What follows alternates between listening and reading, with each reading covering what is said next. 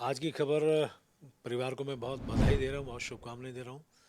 जिस प्रकार से राष्ट्रीय स्तर पे फिर ये लॉन्च हो रहा है और उम्मीद कर रहा हूँ कि राष्ट्र से संबंधित सारी समस्याओं को लेके, खबरों को लेके, चाहे वो खेल जगत की होंगी, चाहे धार्मिक क्षेत्र की होंगी या हमारे राजनीतिक क्षेत्र की होंगी, आपका चैनल जिस प्रकार से बहुत अच्छा कवरेज देता रहा है और जनता को प्रभावित करेगा, मेरी बहुत बहुत शुभकामनाएं। उत्तराखंड के वित्त मंत्री प्रेमचंद्र अग्रवाल इस वक्त हमारे साथ मौजूद हैं। इनसे बात करते हैं। सर, आप दिल्ली में हैं, क्या कुछ विशेष है? सामान्य तौर पे आज बजट भी पेश होना है और वित्त मंत्री के नाते मेरी भी एक अपेक्षा है कि हमारे जिस प्रकार से माननीय मोदी जी का आशीर्वाद सभी पे है, तो स्वाभाविक रूप से हम भी अपेक्षा रखते हैं। और चूँकि आज महामहिम राष्ट्रपति जी का पहला अभिभाषण भी दोनों सदनों को होना है, तो मैं तो वही देख रहा था। लेकिन मान के चलिए कि हमें अनेकों लोगों से जिस प्रकार से प्रेरणा मिलती है, माननीय मोदी से प्रेरणा मिलती है, तो स्वाभाविक रूप से कुछ लोगों से मिलना रहेगा। आप उत्तराखंड के वित्त मंत्री हैं, क्या लग रहा है जो ये बजट पेश होने वाला है, इसमें किन किन वर्गों को ध्यान में रख के बजट बनाया गया होगा? क्या किस चीज़ की ज़रूरत होगी? देखिए, माननीय मोदी जी का बहुत स्पष्ट विज़न है। उनका मकसद है कि देश और देशवासी, आज तक के 8 साल लगभग हो चुके हैं, नौवां बजट शायद ये पेश होना है। उस स्थिति में आप देखिए, शुरू से लेकर आज तक जिस प्रकार से उन्होंने पूरे देशवासियों को एक राहत देने का काम किया, एक उनको आगे बढ़ाने का काम किया, एक उस उनके बारे में एक नई सोच लाने का काम किया, तो वो इस बजट में भी हम अपेक्षा कर रहे हैं। और मैं तो ऐसा कह सकता हूँ कि देश के एक ऐसे प्रधानमंत्री हैं जिनके मन में सिर्फ और सिर्फ देश और देशवासी है। सर, देश 74वां गणतंत्र दिवस मनाया है और कर्तव्य पथ पे झांकियों का प्रदर्शन होता है। सभी स्टेटों की लगभग झांकियां वहां प्रस्तुत हुई, लेकिन उत्तराखंड के मानस खंड को प्रथम इस बार पुरस्कार मिला है झांकियों में। इसको कैसे देखते हैं? देखिए, हमारे लिए बहुत बड़ी सौभाग्य की बात है। हर बार हमारी झांकियाँ प्रदर्शित होती रही, हर बार आकर्षण का केंद्र रही है, स्वाभाविक है। लेकिन जिस प्रकार से इस बार पहली बार पूरे देश की जो राज्य हैं उन्होंने अपने यहाँ झांकियाँ प्रस्तुत की है, अनेकों विभागों की झांकियाँ उसमें प्रस्तुत होती हैं, लेकिन सभी के आकर्षण का केंद्र मेरे उत्तराखंड की झांकी, मानस खंड की झांकी को यदि केंद्र रहा है हमारी उत्तराखंड की झांकी, तो और उसको प्रथम पुरस्कार मिला, ये हम सब के लिए बहुत सौभाग्य की बात, बहुत गर्व की बात है। इसके लिए मैं जितने उस झांकी को बनाने वाले हैं, जितने कलाकार हैं, जितने लोगों ने उसमें पार्टिसिपेट किया, मैं उनका बहुत धन्यवाद कर रहा हूँ, बधाई दे रहा हूँ। और माननीय मुख्यमंत्री जी को विशेष रूप से आभार व्यक्त कर रहा हूँ कि उनके मन में जो भाव आता है वो कहीं ना कहीं इस प्रकार से प्रकट होता है। तो मैं उनको भी बहुत बधाई दे रहा हूँ, पूरे प्रदेशवासियों को इसके लिए बहुत शुभकामनाएं दे रहा हूँ। सर, उत्तराखंड में जोशी मठ की जो स्थिति बनी हुई है, एक तरह से प्राकृतिक आपदा की तरह पे देखा जा रहा है, भूत खसाव जिस हिसाब से हो रहा है। सरकार तमाम तरह की कवायद वहाँ पे कर रही है लोगों के लिए। उनके पुनर्वास की क्या कुछ योजनाएं बन रही हैं, कैसे उनको पुनर्वास दिया जाएगा? देखिए, आप जानते हैं कि जो आपदा आई है उसमें लगातार, चाहे हमारे देश के यशस्वी प्रधानमंत्री आदरणीय मोदी जी हों और चाहे हमारे मुख्यमंत्री आदरणीय पुष्कर सिंह धामी जी हों, लगातार उसकी मॉनिटरिंग कर रहे हैं, लगातार उस पर काम कर रहे हैं। और जिस प्रकार से हमारी जो एजेंसी उस पर काम कर रही है, उनकी रिपोर्ट्स आई हैं और हमारी जो हाई पावर कमेटी है उसकी रिपोर्ट के बाद, अब चूँकि कैबिनेट में वो विषय आना है, मैं समझता हूँ बहुत जल्दी इस कैबिनेट की बैठक होगी, तो उसमें ये जो भी रिपोर्ट्स आई हैं, जिस प्रकार से हमारी सरकार की इच्छा है, मंशा है कि हमारे जो आपदा प्रभावित हैं उनको किसी प्रकार की, भाई दिक्कत तो हुई है लेकिन राहत हम किसी प्रकार से अच्छा दे सकें, उसके लिए कैबिनेट से जब ये विषय आएगा तो निश्चित रूप से सरकार उनके बारे में गंभीर है और अच्छा उनके बारे में विचार करेगी। अभी भी जिस प्रकार से उनको पुनर्वासित किया गया, जिस प्रकार से उनको खाने का, उनको रहने का, उनको कपड़ों का या जो भी व्यवस्था हो सकती थी वो की भी गई है। और आज भी माननीय मुख्यमंत्री बार बार एक ही बात कहते हैं कि उनके लिए किसी प्रकार की कमी नहीं होने दी जाएगी।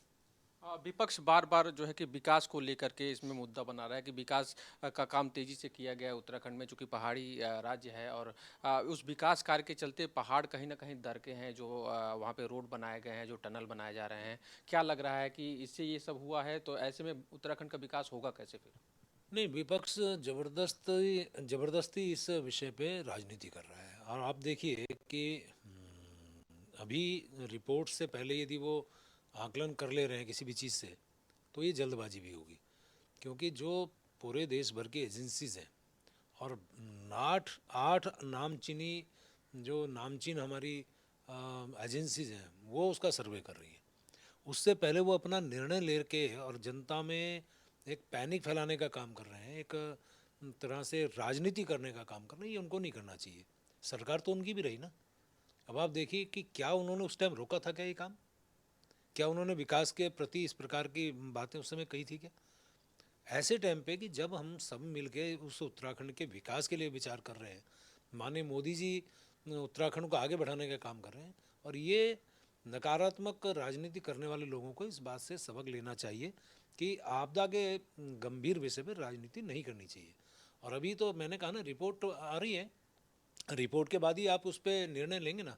तो आप अपने आप ही निर्णय ले लें, अपने आप ही आकलन कर लें, अपने आप ही उसके बारे में दुष्प्रचार कर लें, तो ये उत्तराखंड के हित में तो नहीं है।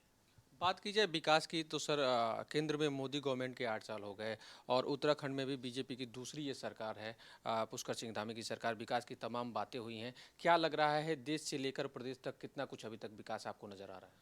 नहीं, आप देखिए कि उत्तराखंड का एक ट्रेंड रहा है हमेशा, जब से उत्तराखंड बना है, कि पहली बार कांग्रेस आई तो दूसरी बार भारतीय जनता पार्टी आई, तीसरी बार कांग्रेस आई, चौथी बार भारतीय जनता पार्टी आई।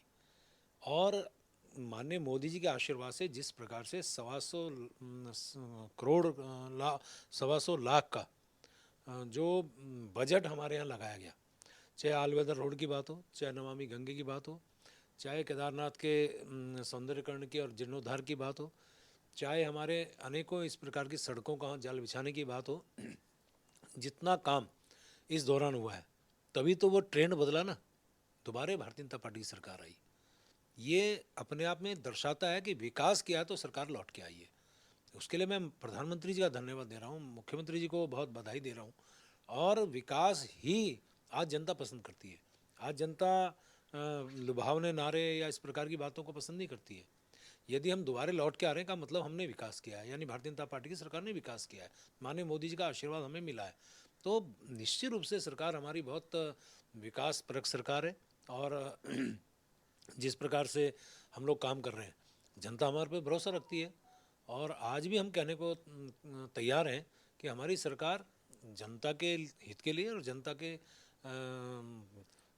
जो भी अच्छे काम होंगे वो करने को तैयार है। और हमारी सरकार आने वाले टाइम पे आप देखिए कि जिस प्रकार से लगातार जनता की भावना के अनुरूप काम कर रही है, जनता का आशीर्वाद निश्चित रूप से माननीय हमारे धामी साहब को और हमारे सरकार को मिल भी रहा है। एक आखिरी सवाल, पिछले दिनों दिल्ली में बीजेपी राष्ट्रीय कार्यकारिणी की बैठक हुई और शीर्ष नेतृत्व से तमाम जो है कि 2024 लोकसभा के लिए मंत्र दिए गए। उत्तराखंड में आप लोग क्या कुछ कर रहे हैं 2024 चुनाव को लेकर के? देखिए, मैं अपने जो हमारी उत्तराखंड की जनता, उनका मैं आभार व्यक्त कर रहा हूँ कि लगातार 2 बार उन्होंने हमें पाँचों सांसद दिए। और इस बार हमारी कल भारतीय जनता पार्टी की मेरी विधानसभा क्षेत्र में प्रदेश की कार्यकारिणी की बैठक हुई है, और उसमें संकल्प लिया गया है कि हम हैट्रिक लगाएंगे, यानी कि फिर से 500 सीटें भारतीय जनता पार्टी की झोली में लाएंगे। और एक बात और मैं बता दूं, सीटें तो आ रही हैं तो ठीक है, लेकिन और अच्छे मार्जिन से लाने का हम प्रयास करेंगे। क्योंकि जिस प्रकार से माननीय मोदी जी का नेतृत्व काम कर रहा है देश के अंदर सरकार के रूप में, और पूरे देश के अंदर आज कोई विकल्प मोदी जी का नहीं है, किसी भी रूप में मोदी जी का कोई विकल्प नहीं है।